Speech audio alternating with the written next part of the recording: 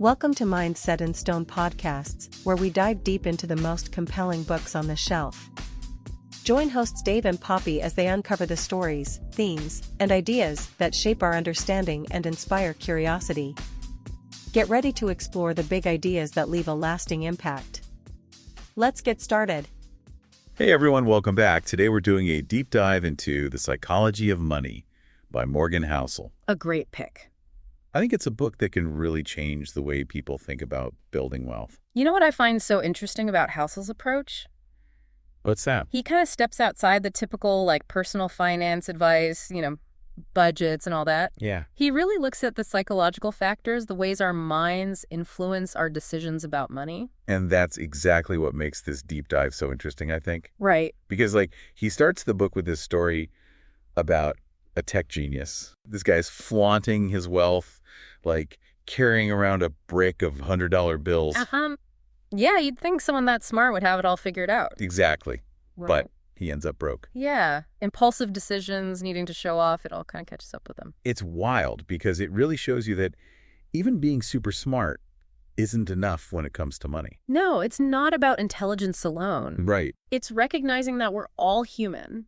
We're all going to make emotional decisions sometimes. Well, and especially when you contrast that story with the one about Ronald Read. Oh, the janitor. Yeah, the janitor who quietly amassed millions. I love that story. It's incredible. Just by investing consistently in blue chip stocks for decades. Simple disciplined behavior over a long period of time. Exactly. So it's it wasn't about market timing or some complex strategy. No. It was just consistency and discipline. And patience. Patience, yeah. Yeah. That's huge. Which really brings us to one of the core ideas Housel explores. Okay, what's that? Everyone has their own unique financial worldview, shaped by their own experiences. Okay, so someone who lived through hyperinflation in the 70s, right? Yeah, they might view bonds totally differently from someone who's only ever known stable prices. Makes sense. Right. Our experiences really color how we see money and make decisions. And he tells this powerful story, I don't know if you remember it, Go on. about a Chinese factory worker's nephew. Oh, yeah. Who actually defended sweatshops. Because of his aunt's experience. Yes. His aunt's life had been so much better since she started working in one compared to her previous life. It challenges our assumptions. It really does. Yeah. What we might consider good or bad when it comes to money and work, it's all relative. Completely. It highlights the importance of empathy and, trying to understand different perspectives. Absolutely. Especially when we're having conversations about money with people from different backgrounds. For sure. And then Housel throws in another layer. Okay. Luck and risk. Often overlooked in those, traditional success stories. Right. Like Bill Gates. Yeah, he's brilliant, hardworking. Of course, but also incredibly lucky. to have access to a computer as a teenager. At a time when coding was so new, how many Yeah. teenagers even had that opportunity? Right place, right time. Totally. And then he contrasts Gates' story with that of his friend Kent Evans. Who died in a climbing accident. It's a reminder that we can't control everything. No matter how talented or hardworking we are.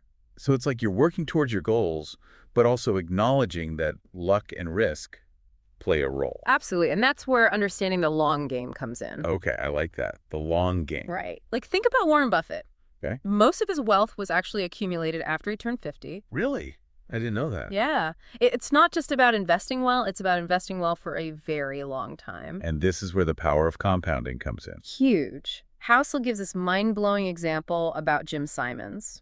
Oh, the guy with the incredible track record. Yes. Compounding at 66% annually. Imagine that. Housel asks us to imagine if Simons invested for as long as Buffett has. And The result, $63 quintillion. that's insane. I can't even fathom that number. It shows you the exponential nature of compounding. Even small differences in returns over decades can lead to huge differences in outcomes. Right. And this leads to this concept of long tails. Okay, I've heard of that. He uses art collector Heinz Berggruen as an example. Oh yeah, Berggruen owned tons of art. But the hits like the Picassos and Matisses, those were monumental. So it's a few massive wins outweighing a lot of meh outcomes. Exactly. And he connects this to investing and even our careers. Because just like Berggruen could afford to be wrong on most of his art purchases. Because his big wins were so big. Exactly. In finance and business, a few major successes can often make up for many small losses. So it's about recognizing that the path to success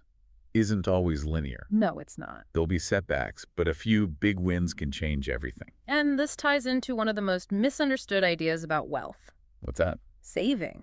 Housel argues that real wealth isn't about flashy displays. It's about what you don't see. The car's not bought, the vacation's not taken.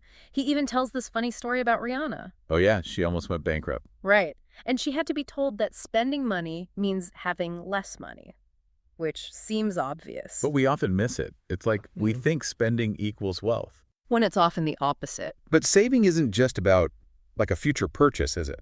Not at all. Housel suggests it's about owning your time. Being able to change careers, retire early, or just not stress about money. That's a huge return on savings that we often overlook. Freedom and flexibility, those are valuable. Okay, so we're thinking long term, but what about the actual strategies? Right. This is where Housel introduces the idea of reasonableness. Over cold, hard rationality. Yeah. And he tells this wild story about Julius Wagner Jareg, Remind me. the doctor who won a Nobel Prize for intentionally infecting syphilis patients with malaria. To induce a fever and cure them? It's risky. Some patients died, but it worked. It just goes to show sometimes the most effective solutions Aren't always the most obvious. Right. He connects this to finance by saying that sometimes the best approach is the one you can stick with. Even when emotions run high. Exactly. Like, he mentions the study suggesting that young savers should use leverage. Logical in theory, but most people would panic and sell at the worst time if the market dipped. So sticking with the plan, even when it's tough. That's often what matters most. So much great stuff to think about already. And we're just getting started. So much more to unpack in Housel's book. I'm ready for it. Let's dive back in after a quick break. Welcome back. I'm ready to jump back into some more of those counterintuitive ideas Housel presents. Yeah, there are a lot in this book. One that really stuck with me, What's that? getting rich and staying rich are two completely different skills. That's interesting. Right.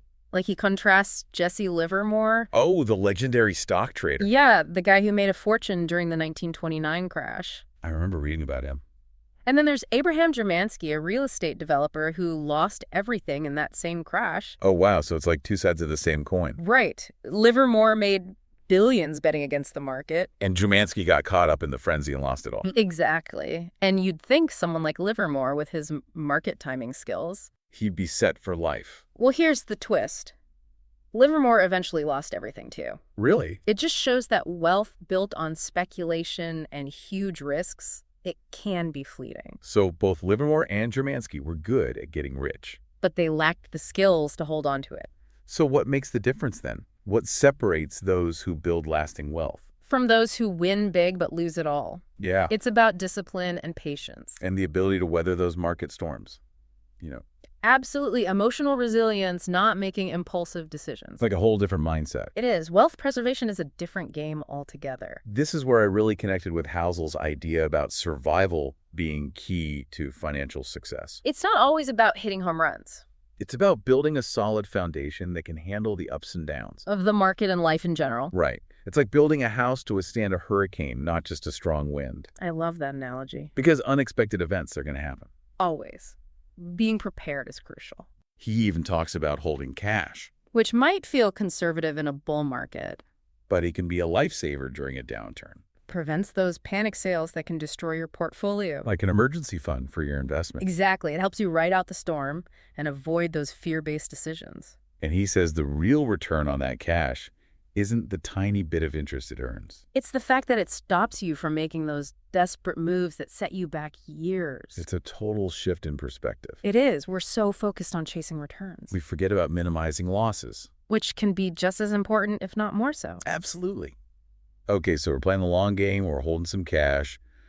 But how do we plan for the stuff we just can't anticipate? Right. The unexpected curveballs life throws at us. That's where Housel brings up room for error. Any financial plan needs that flexibility. To handle surprises. Because life rarely goes exactly as planned. Right.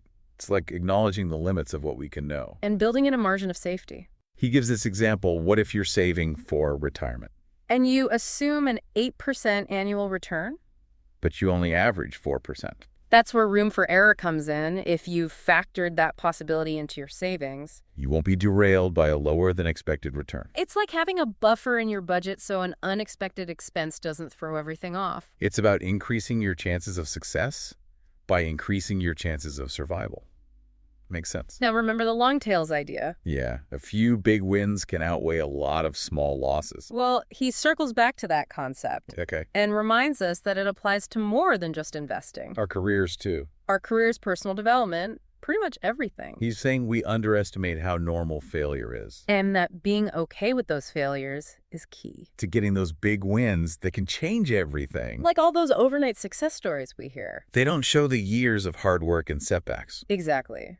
It's okay to be wrong sometimes. As long as we learn from it and keep going. He uses Walt Disney as an example. Oh yeah, his early career was full of flops. Most of his early cartoons lost money. But then came Snow White.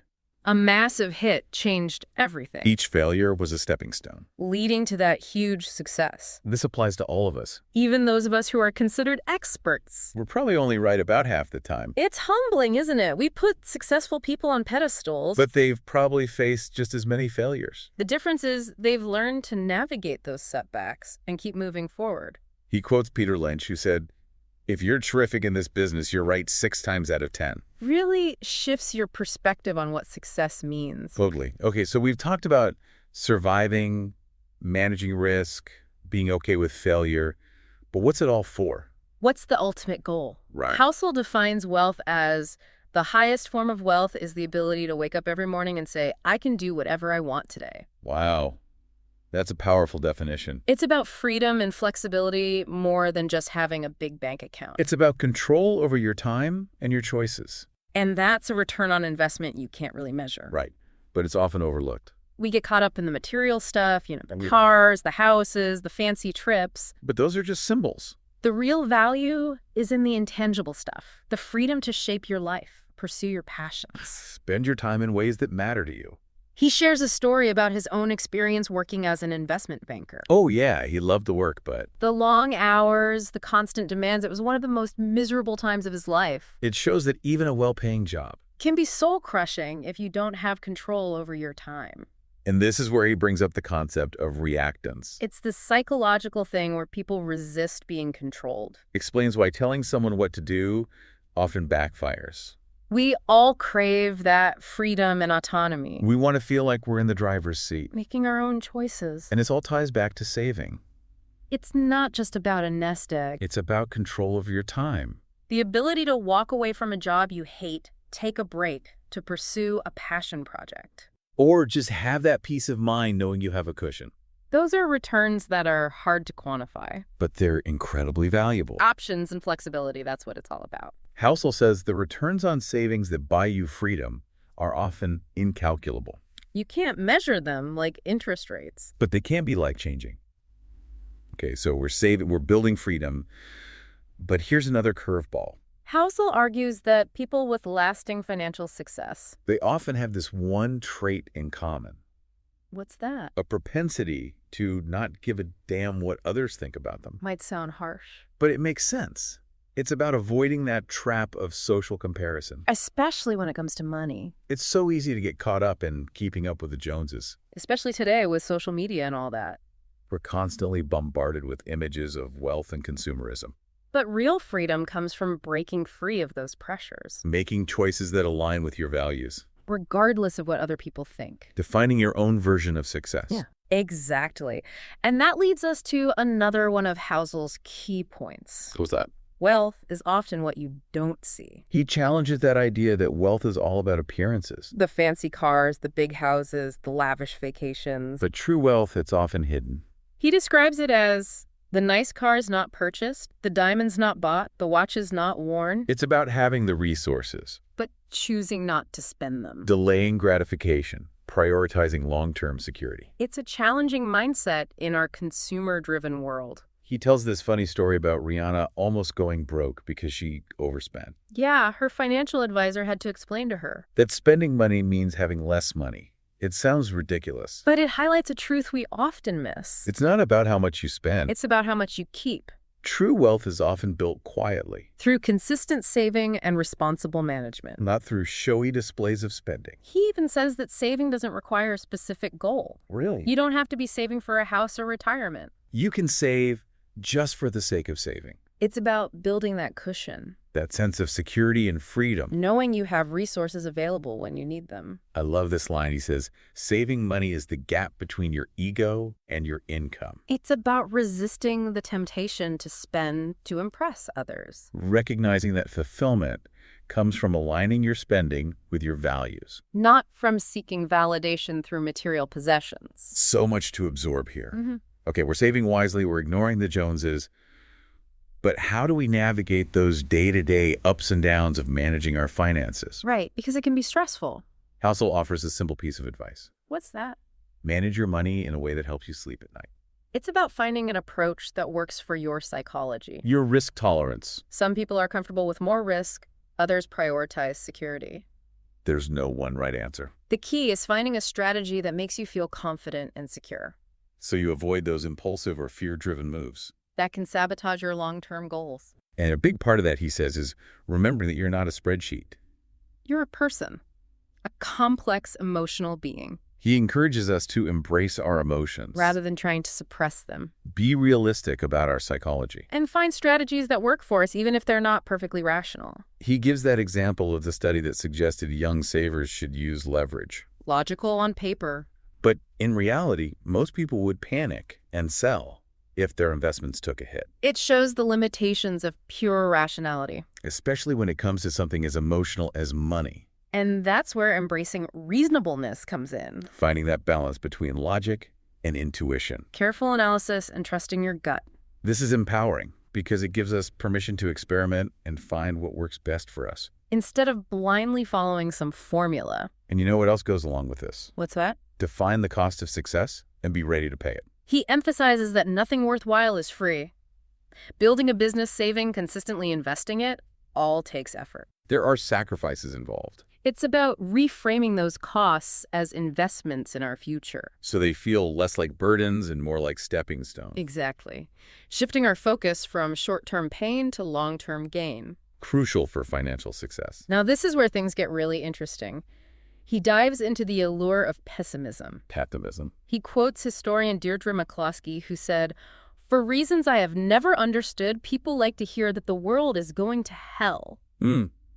Why do you think that is? It's a great question. Housel explores several reasons why pessimism can be so seductive. Okay, I'm listening. For one, negative events tend to be more dramatic and attention-grabbing. It's like a stock market crash, making headlines, but a slow and steady bull market gets barely a mention. Right.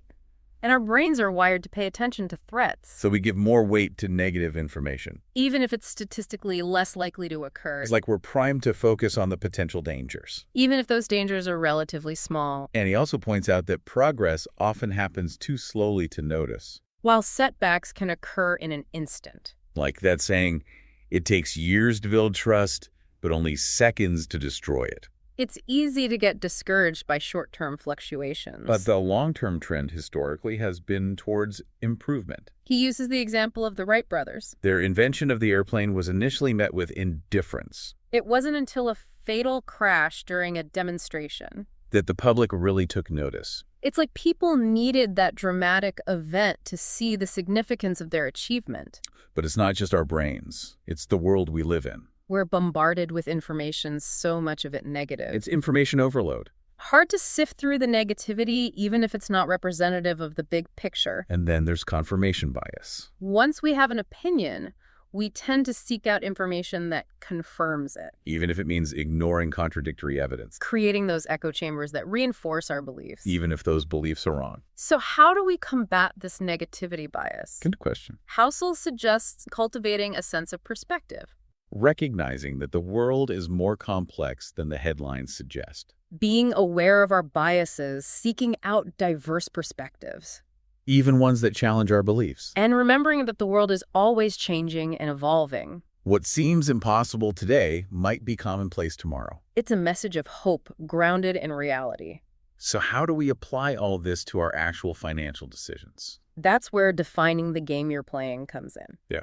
He argues that we often compare ourselves to others, Who are playing a completely different game. leading to feelings of inadequacy or making us adopt strategies that don't align with our goals. It's like comparing apples and oranges. Right. You might see someone else's success and feel behind, but you might be working towards different things. with different timelines and different levels of risk. He uses the dot-com bubble as an example, Some investors were caught up in the hype, while others were playing a short-term game. focused on momentum and quick profits. So their decisions might seem irrational to someone with a long-term outlook. But they made sense within their own game. Exactly. So define your game. What are your goals? Your time horizon. Your risk tolerance. Once you've answered those questions, it's easier to tune out the noise. And focus on what aligns with your plan.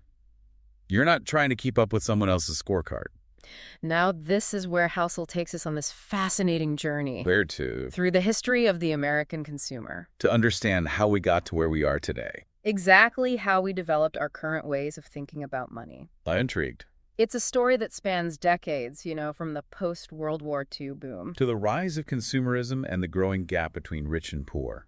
He starts by setting the scene. August 1945, World War II ends. A time of relief and celebration, but also a lot of uncertainty. What would happen to all those soldiers coming home? How would the economy transition to peacetime? What would the new normal look like? It was a turning point. And the decisions made in those post-war years would shape things for decades to come. One of the biggest fears was another Great Depression. With so many soldiers looking for work. People worried about mass unemployment.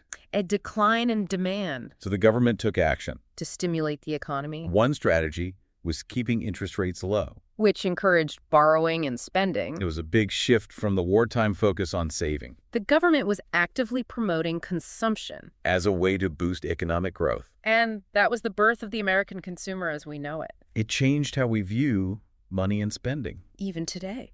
Housel points out that household debt in the 1950s grew 1.5 times faster than it did during the 2000s. It was a borrowing spree fueled by those low rates and a cultural shift. People wanted new cars, appliances, homes. And they were willing to go into debt to get them. It's like a dam breaking. All that pent-up demand and desire for things that had been unavailable during the war. It all came rushing out. And there's another factor. What's that? A hidden productivity boom during the 1930s.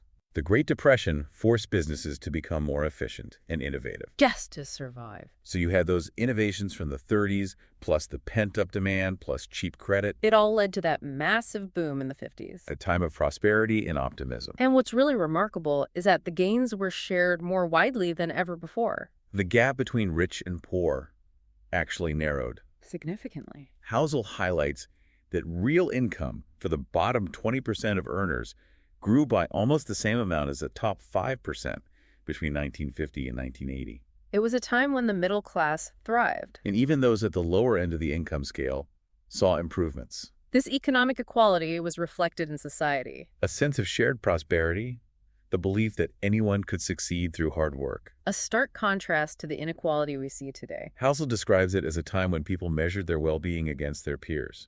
And for most of that period, people had a lot of peers who looked like them to compare themselves to. Even if they had different jobs, their lifestyles weren't drastically different. It created a sense of community and shared purpose. Something we seem to be lacking these days. But as the 1970s arrived, things began to shift. The recession that started in 73. Brought unemployment to its highest level since the Depression. And inflation surged. It was a wake-up call. It signaled the end of that post-war boom. Fueled by cheap credit and pent-up demand. And the global economy was changing too. The rise of Japan and China as manufacturing giants. Housel argues that the economic winds were shifting. But people's expectations were still stuck in that era of equality and shared prosperity. It's like a mismatch between reality and expectations. Leading to dissonance and tension.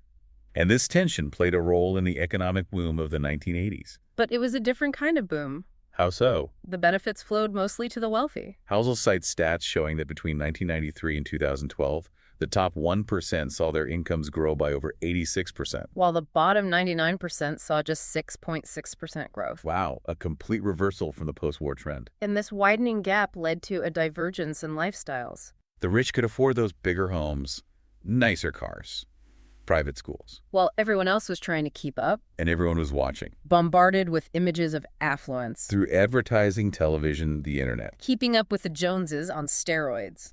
People still clung to that belief instilled by previous generations that Americans should live similar lifestyles. Regardless of income. But that belief was becoming increasingly out of touch with reality. It created this sense of pressure and entitlement. People stretching their finances to maintain a lifestyle they couldn't afford. Housel gives that example of Peter the bank manager, Who sees Joe the investment banker living large and feels entitled to the same lifestyle. even though their incomes are vastly different. A scenario that plays out over and over again. Fueled by images of wealth and the pressure to keep up. Even if it means going into debt. And this pressure is amplified by a culture that normalizes debt. We've been told it's okay to borrow for a house, a car, and education. And while debt can be a useful tool, It can become a trap. especially when used to finance a lifestyle you can't truly afford. Housel highlights that even as interest rates dropped from the 80s through 2020, the percentage of income going towards debt payments actually went up. And this was especially true for lower income groups. It shows how debt has become a structural part of our economy. And it's disproportionately burdening those who can least afford it. And this, he argues, is one of the legacies of that post-World War II boom. We've created a culture that links success with consumption, And encourages us to keep up with the Joneses. even when it might not be the best financial decision. So how do we reconcile this desire for a good life with financial responsibility? That's where understanding the psychology of money is so valuable. It's not about deprivation. It's about finding balance, Enjoying the present while securing our future making conscious choices, that align with our values. not just blindly following societal expectations. Fast forward to today. This is where Housel's insights about pessimism become even more relevant. He says the era of "this isn't working" is likely to continue. That feeling of dissatisfaction with the economic system, Stagnant wages, rising cost inequality. it's fueling a search for radical solutions. A desire for something new, even if we don't know what that something is yet. It's a time of uncertainty and upheaval. Reminds me of those historical periods that precede major societal shifts. Housel reminds us that history is cyclical. Periods of stability are often followed by periods of disruption. And while we can't predict the future, It's clear we're in a time of transition. the choices we make today will shape the world of tomorrow. So what can we do? How do we navigate this? Focus on what we can control, We can't control the economy or politics. but we can control our own financial behaviors. Saving, investing, wisely managing debt. Making choices that align with our values. Cultivating resilience and adaptability, Knowing that change is inevitable. and being ready to adapt. We can also focus on what truly brings us fulfillment. The things that aren't about material possessions. Finding joy and purpose outside of our financial circumstances. So even with all the uncertainty and challenges, There's still room for hope. recognizing that we have agency, that we can make choices that empower us. And shape a brighter future. Let's take a moment to process all this. Because there's a lot here. Then we'll delve into the final part of our deep dive. Housel gets really personal in the last chapters. Oh yeah, he shares his own approach to money and investing. His insights are relatable and inspiring. I can't wait to hear them. All right, so let's talk about Housel's own money philosophy, how he puts all this into practice. I was really curious about that too. What does he actually do with his own money? Well, he starts by saying there's no one-size-fits-all approach. Of course, everyone's different. What works for one person might not work for another. It's about finding what aligns with your own values, goals, and risk tolerance. Exactly, and he even shares this story about buying his house outright. Which seems counterintuitive, right? Like, financially speaking, wouldn't it make more sense to get a mortgage at a low interest rate? Yeah, and then use that money to invest in the market, potentially get higher return. That's what traditional advice would say. But for him and his wife owning their home free and clear, It gave them this peace of mind. that was worth more than any potential gains from leveraging their assets. It's a good reminder that financial decisions aren't just about the numbers. Sometimes it's about prioritizing your emotional well-being. That sense of security and freedom. And I love that he's so open about his own limitations as an investor. He admits he's not a stock-picking genius. He doesn't try to time the market. Instead, he keeps it simple, Low-cost index funds. letting them grow over time He believes in the power of compounding. and the long-term growth of the market. It's so refreshing to hear someone advocate for simplicity. Especially in a world that's obsessed with complexity and beating the market. He reminds us that you don't need to be a financial wizard to build wealth. Nope. Consistency and patience. Those are the keys. Letting time do its thing. Time is your greatest asset when it comes to investing. Now, here's where things get really interesting. He talks about being skeptical of financial advice. Even from experts. Even from experts. He says financial professionals often have their own agendas and biases, It's like that story he tells about the dentist.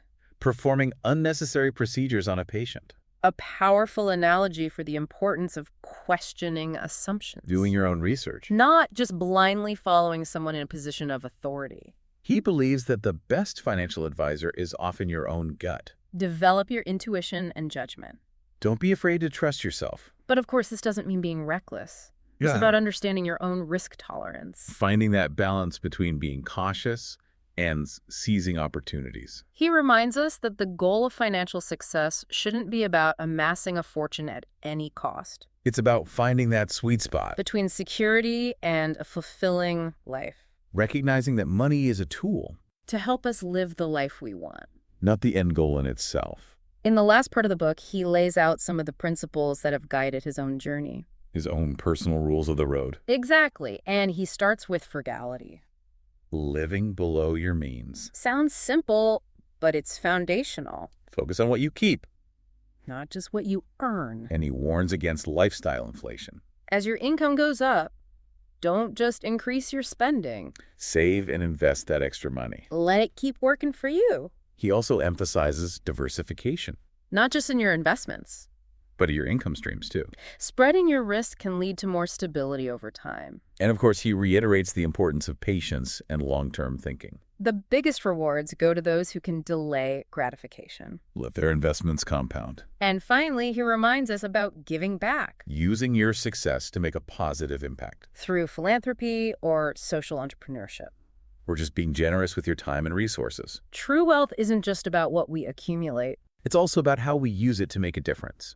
So as we wrap up this deep dive into the psychology of money, What are some key takeaways for our listeners? I think the biggest one is this financial success isn't just about mastering formulas or following the latest trends. It's about understanding ourselves Our biases, our fears, our dreams. and finding an approach to money that aligns with who we are. Finance is personal and emotional. Not just about spreadsheets and calculations. It's about finding that balance between logic and intuition, planning and adaptability. ambition and contentment, Housel's book really challenges us to examine our own relationship with money. and take control of our financial well-being. It's a reminder that true freedom isn't just about the numbers in our bank account, It's about using our resources to live a meaningful and fulfilling life. on our own terms. If you're looking for a fresh perspective on money, one that goes beyond the typical advice, I highly recommend checking out The Psychology of Money.